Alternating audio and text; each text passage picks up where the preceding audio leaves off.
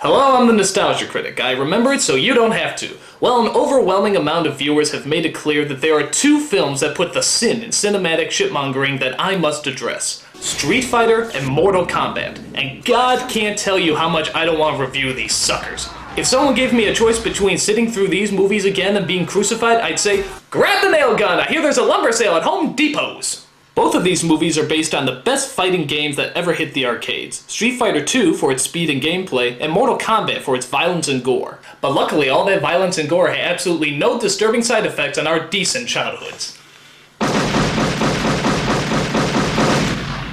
I'm sorry, I have to do that every 12 minutes. Now, both of these movies came out around the same time, so we got a double dose of disappointment that summer. But, to keep it simple, let's review the first film that came out that year, Street Fighter. So what's the main problem with this piece of shit of a movie? 4 syllables. Jean-Claude Van Damme. Van Damme is like the poor man's Chuck Norris, the guy you get if you think Steven Seagal is too classy for your movie. He knows martial arts, but he often forgets that you need a personality in order to be interesting. Anytime, bighead. The only bigger insult to having a bad actor in a bad film is having a good actor in a bad film. Enter Raul Julia as the villain M. Bison. Raul Julia was one of the most charismatic actors who ever lived, and was taken from us a million times too early. In fact, it was rumored that Raul Julia did this as his last film because it was something his children really wanted him to do. Well, thank you, you little brats! He lived long enough just to see the destruction of his entire career! Top notch! Warning, this is clearly for satirical purposes. Raul Julia kicks ass, I'm sure his family kicks ass. You've lost your balls. So what's the story, you're probably wondering? Well, ironically, it involves absolutely no street fighting whatsoever. Van Damme plays a war hero named Guile who's out to stop the evil M. Bison from, you guessed it, taking over the world. Of course! On top of his fearsome army, Bison also has hostages that he's holding ransom for $20 billion. Guile, being the fearless leader, has this to say. Can he do that on TV? After that, we get a bad action sequence, followed by another bad action sequence, followed by another bad action sequence, followed by another bad action sequence, followed by... Oh, hey, look, they're actually talking here. Okay, this is the scene where they discuss their strategy to... Oh, wait, no, sorry, this is just another bad action sequence.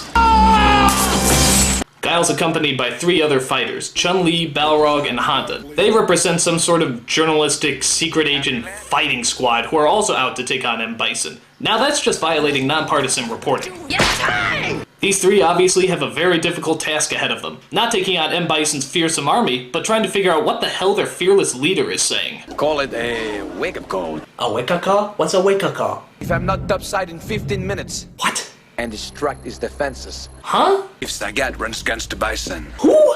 Seriously, even the actors in the movie look at him like they have no idea what he's saying. Some moron just scanned me.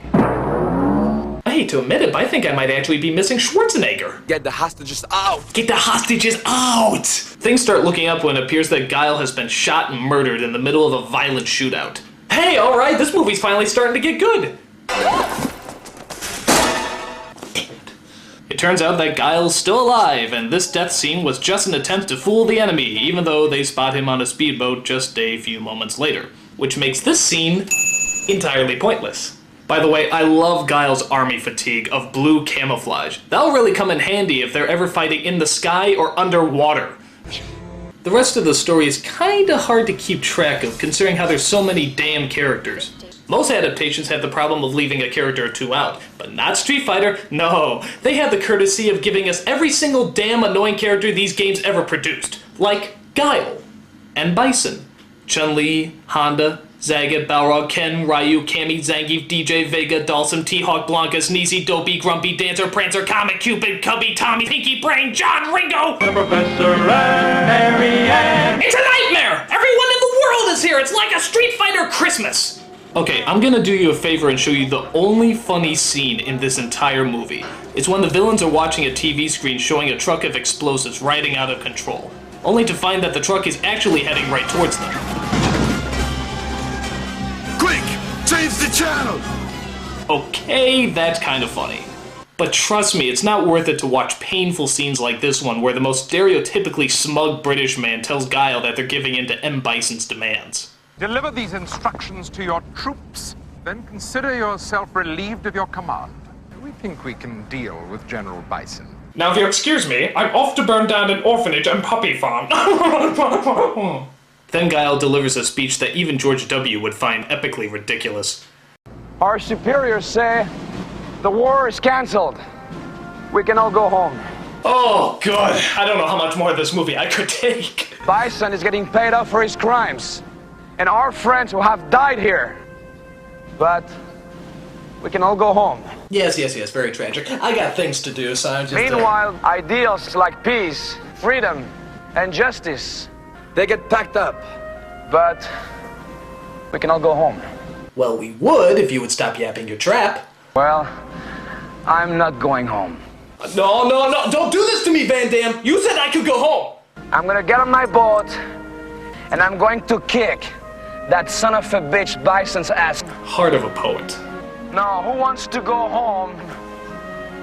And who wants to go with me? No!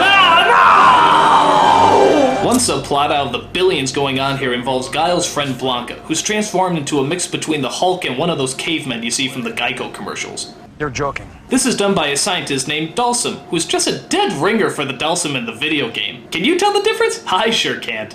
Actually, one of the strangest parts of the movie involves his appearance. The last time we see him, he looks like this, and then the next time we see him, he looks like this. What the hell happened? One minute he looks like a scientist, the next he looks like the bald guy from 300. And the movie never tells us why. Did he just bloom into a Yogi Indian warrior? Was he on his way to a Kwee costume party? I mean, it makes no sense. Why?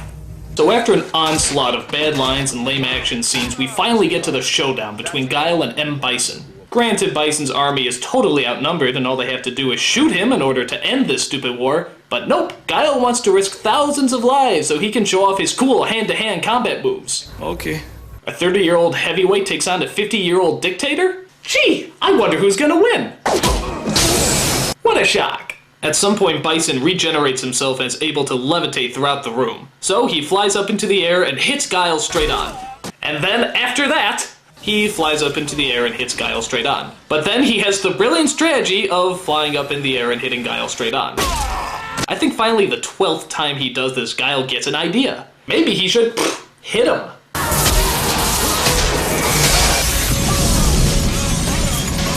Bison, you're off the air.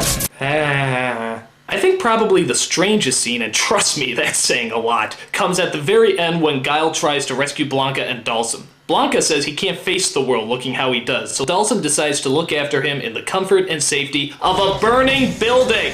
I mean, what made them think they would be okay there? Guile even at one point says, This whole place is gonna go up. "Oh, it's a fixer-upper, but you can't beat that rent."